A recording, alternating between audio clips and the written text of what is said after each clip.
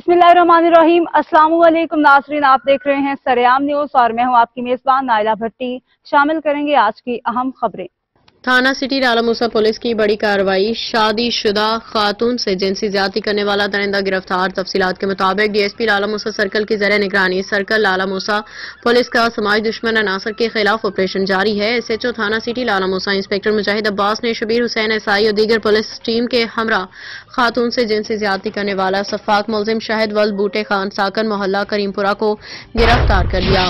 मुतासरा खातून मुलजिम शाहिद के घर कामकाज के सिलसिला में गई। मुलजिम ने मुतासरा खातून को जबरदस्ती जिनसी ज्यादती का निशाना बनाया। पुलिस ने वाक़े की इत्तला मौसूल होते ही मुकदमा दर्ज करके तफ्तीश का आगाज कर दिया।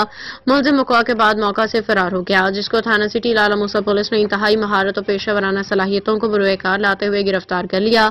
गिरफ्तार मुलजिम से मजीद तफ्तीश जारी है। अब तक के लिए इतना ही। मजीद खबरों और अपडेट्स के लिए देखते रहें सरेआम न्यूज़ HD।